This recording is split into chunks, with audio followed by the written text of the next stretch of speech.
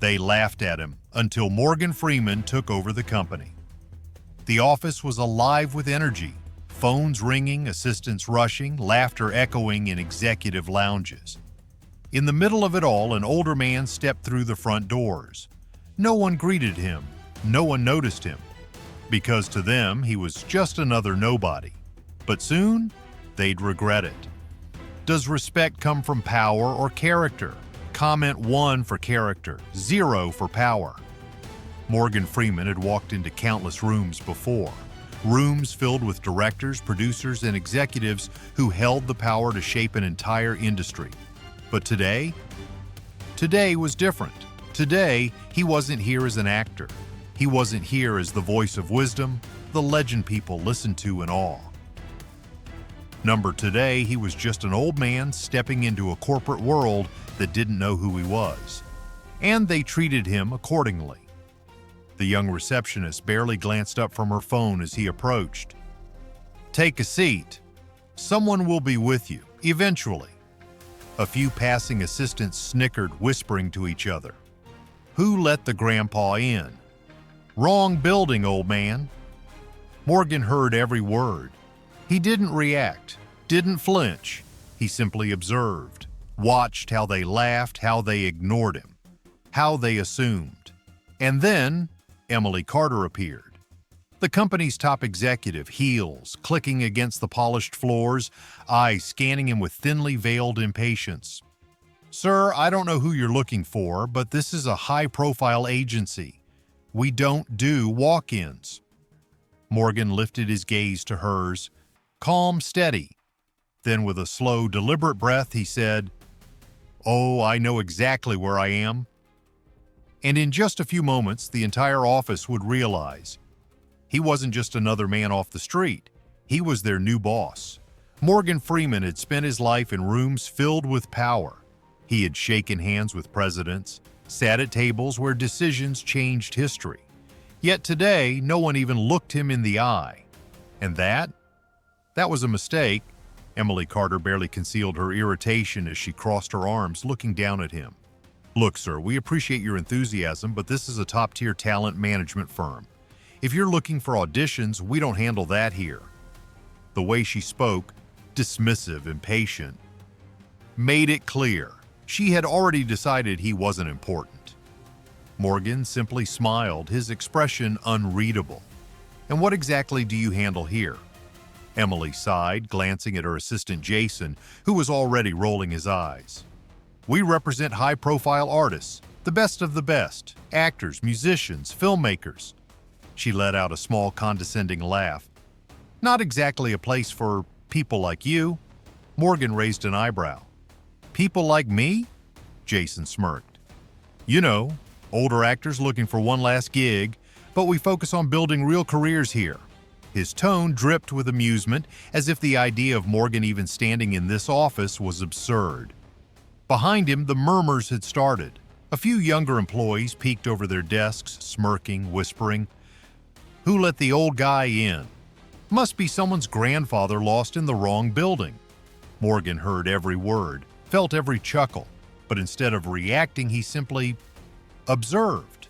Because this was how they treated anyone they didn't think mattered. It wasn't about him, it was about how they viewed power. And soon they'd learn exactly how wrong they were. Just when the tension couldn't thicken any further, a sharp voice cut through the air. "Security, please escort this man out." Morgan turned just in time to see a uniformed guard approaching. "Officer Mendez." The man's hand hovered over his radio, ready to throw Morgan out without a second thought. "Sir, you need to leave." "This isn't a public space." Emily smirked, folding her arms. "See, even security agrees." Jason chuckled. "Told you, wrong building." Morgan glanced at the security guard, then at Emily, Jason, the employees still whispering, and finally, he exhaled slowly. "Are you sure," he asked, his voice smooth as ever, "that you want to do this?" Emily rolled her eyes. "Oh, I'm very sure." Officer Mendez reached for Morgan's arm, and then the doors to the executive boardroom swung open. Dr. Malcolm Reese, the current CEO, stepped out, his voice booming. "Ah, Morgan! There you are." Emily froze. Jason paled. The whispers stopped instantly. Dr. Reese beamed, walking straight toward Morgan and shaking his hand. "We've been waiting for you. Ready to take over?" The room went silent. Officer Mendes slowly lowered his hand. Jason's mouth opened, but no words came out. Emily? She looked like she had just been hit by a truck. Morgan chuckled softly. Then, with a slow turn toward the staff who had laughed at him, he said, "Now, would someone be kind enough to show me to my office?"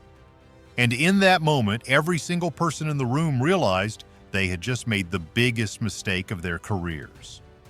Silence. Not the usual office hum of ringing phones and casual chatter, not the quiet murmur of assistants scrambling to meet deadlines.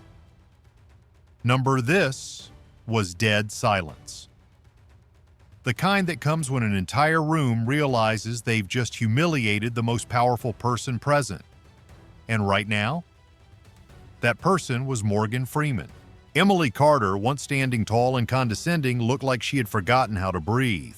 Jason Moore's usual smugness? Gone. The younger employees, the ones who had laughed and whispered, sank into their seats, suddenly desperate to look busy. Because Dr. Malcolm Reese, the man they all answered to, had just greeted Morgan Freeman like an equal, like a leader. And then, Dr. Reese dropped the bombshell. "Everyone, I'd like you to meet our new CEO." The words hung in the air like a live wire. Jason blinked. Emily's lips parted slightly, as if trying to form a response, but nothing came out. A few assistants gasped. One even dropped her coffee. Morgan, meanwhile, he just smiled. Emily snapped out of it first. She straightened her blouse, plastering on a forced smile. "Mr. Freeman, I had no idea. If I had known, of course, we would have..." Morgan held up a hand. "No need," he said smoothly. "You treated me exactly how you would treat anyone else, right?" Emily swallowed hard. Jason, still pale, jumped in. "Sir, I apologize if there was a misunderstanding. We just..." Morgan turned to him, raising an eyebrow. "A misunderstanding?" Jason shut his mouth immediately. Morgan let the silence linger, made them feel it. Then, finally, he chuckled. "Let's call it a learning experience." And just like that, the tension in the air shifted, because now they all understood. Within minutes, Morgan was escorted into the executive boardroom. This time, no one dared dismiss him. No one laughed. The same people who had ignored, mocked, or tried to throw him out were now hanging on to his every word. And as Morgan sat at the head of the table, he took his time, surveying the room, watching their nervous glances. Then, finally, he spoke. "Let me tell you what I see." The board members leaned in. "I see a company with potential, a company built on talent, creativity, and vision." A few people exhaled in relief, but Morgan wasn't done. "But I also see a culture of arrogance, a culture where power is measured by how well you can dismiss others." Emily stiffened. Jason shifted uncomfortably. Morgan leaned forward, his voice dropping just slightly. "That ends today." A silence settled over the room, but this time, it wasn't out of fear. It was respect, because in just one afternoon, Morgan Freeman had done something none of them had expected. He had taken control without raising his voice, without throwing his weight around, simply by being the most composed man in the room. Dr. Reese smiled knowingly. He had known all along. And now, so did everyone else. Morgan clasped his hands together. "Now," he said, a small smile playing on his lips, "shall we get to work?" The company had underestimated him once, but now they had to prove they deserved to be part of his vision. The weight of Morgan Freeman's words still hung in the air. The same people who had ignored him, who had mocked him, dismissed him, now sat stiffly in their seats, waiting to see what kind of leader he would be, waiting to see how much damage their arrogance had already caused. Morgan didn't make them wait long. Morgan leaned back in his chair, surveying the room with the calm, measured gaze that had once captivated audiences on screen. "Before we begin, let's get one thing straight," he said. "This is not a dictatorship. I didn't come here to make enemies." A few executives exhaled in relief. Emily Carter shifted in her seat, her confidence creeping back. Maybe she could salvage this. Maybe Morgan would ease into things. Then Morgan leaned forward. "But I also didn't come here to babysit egos." Relief died instantly. "So let's talk about what's changing, right now." "This company," Morgan continued, "was built on talent, but talent means nothing if the culture is broken." Jason stiffened. "So here's how we fix it." Morgan turned to the assistant taking notes. "Starting today, we're implementing a company-wide training program on professional conduct and respect. Every single employee," he paused, "including executives, will attend." Murmurs rippled through the room. "Is that really necessary?" one board member asked. Morgan arched an eyebrow. "I was nearly escorted out of my own company today, so yes, I'd say it's necessary."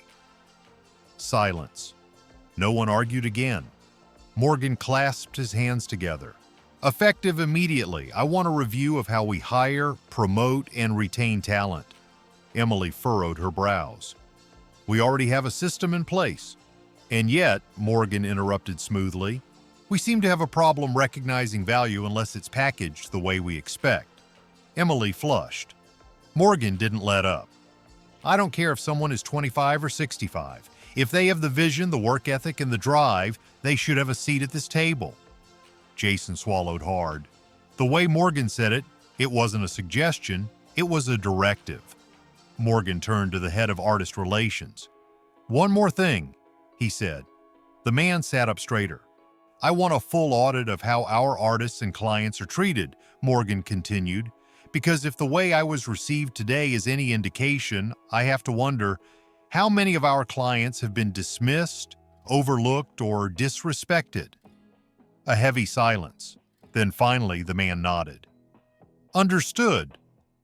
Morgan nodded back. "Good." Then he smiled slightly. "Now let's see if this company is really as good as it thinks it is." By the time the meeting ended, the room felt completely different. This wasn't the same company that Morgan had walked into just hours before. Because now they knew who they were dealing with. Morgan wasn't just a Hollywood icon. He wasn't just an actor turned CEO. He was a leader.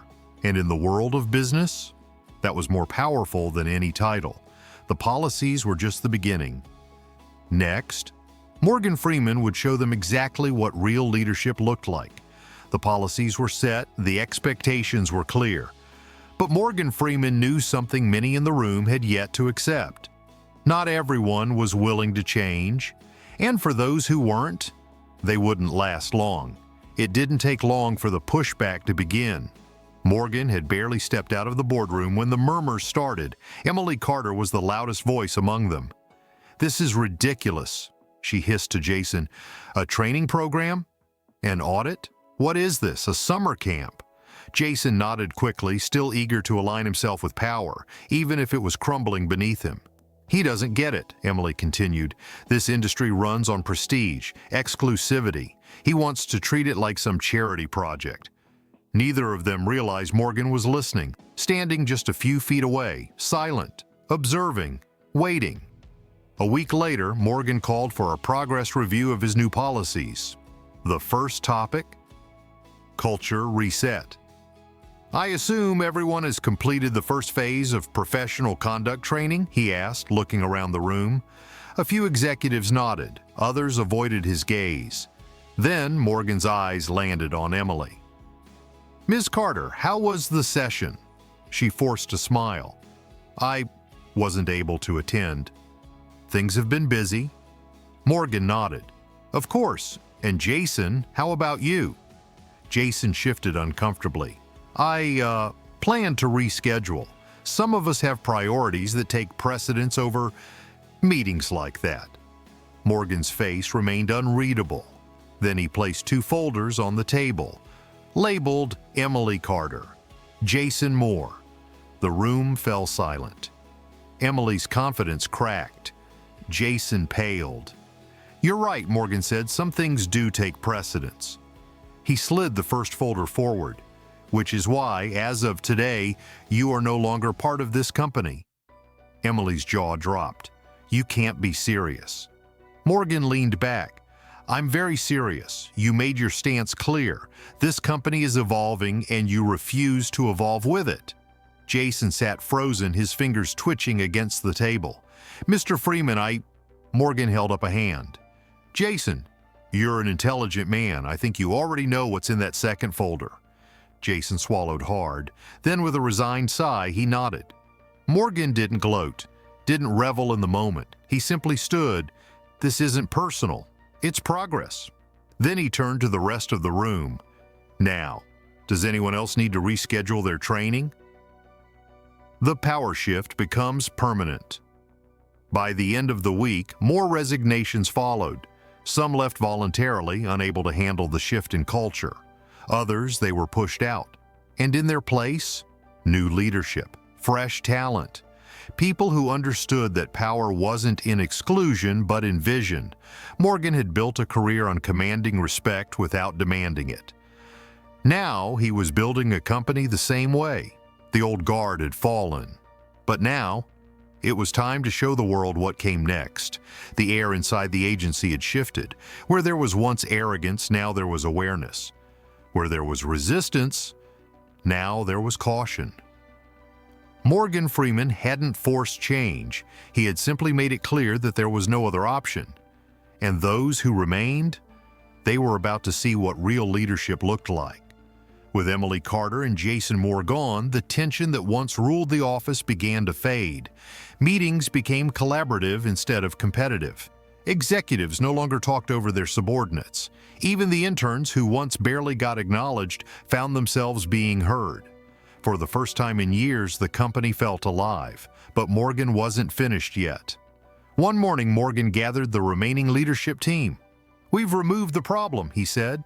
"Now it's time to prove we're better than what we were." He looked around the room, his gaze steady. The world is changing. Artists want managers who respect them. Clients want transparency, not manipulation. If we don't evolve, we'll be left behind. Some executives nodded eagerly, seeing the vision. Others, the ones still uncomfortable with change, shifted in their seats. Morgan noticed, and he wasn't about to let them slide by. "Let's address the elephant in the room," he continued. "Some of you are still unsure about this." Silence. Then one executive, Daniel Hayes, cleared his throat. "Mr. Freeman, it's not that we're against change," he said carefully.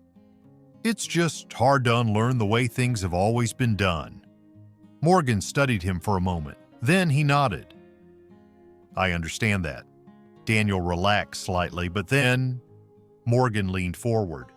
"But let me ask you this. Do you believe the way things have always been done is working?" Daniel hesitated. Everyone in the room knew the answer. Morgan waited, and finally, after a long pause, Daniel shook his head. "Number, it's not." Morgan smiled. "Then let's fix it." The next few weeks saw changes no one had expected. New mentorship programs for young talent, transparent contracts that protected artists instead of exploiting them, a shift in leadership where experience mattered, but so did ethics. And the result? Clients noticed. Artists trusted them more. The agency, once known for being exclusive and ruthless, was now being praised for its integrity. And the numbers? They spoke for themselves. Profits rose, reputation soared. The industry took notice. Morgan Freeman had done what no one thought possible. He hadn't just changed the company, he had changed the game. But there was still one final test left. One last moment that would prove, once and for all, that respect isn't given. It's earned. 6 months later, the agency was unrecognizable. Once known for arrogance and cutthroat business tactics, it had become a place of respect, collaboration, and integrity. Artists no longer feared being manipulated. Employees no longer worked under the weight of toxic leadership. And at the center of it all, Morgan Freeman, not as a dictator, not as a tyrant, but as a leader who proved that respect is not demanded, it is earned. One afternoon, as Morgan was reviewing contracts in his office, there was a knock on his door. He looked up. It was Emily Carter, the same woman who had dismissed him, the same woman who had laughed at him. Now, she stood uncertain, hesitant, different. "Mr. Freeman, I wanted to say something." Morgan leaned back, waiting. Emily took a breath. "I was wrong about you, about all of this, and I see that now." A pause. "If there's any chance of making things right, I'd like to be part of what you've built here." Morgan studied her for a long moment, then finally he smiled. "Then show me." Because words were easy, but change? That had to be proven. Through this story, we realize that true power doesn't come from position, it comes from character. Morgan Freeman didn't force respect, he embodied it. Those who clung to old, toxic ways were left behind, while those who embraced growth thrived. It's easy to judge someone based on status, age, or first impressions. But real leadership, it's not about controlling others, it's about inspiring them to be better. Because in the end, the strongest person in the room isn't the loudest. It's the one who leads with wisdom, not ego.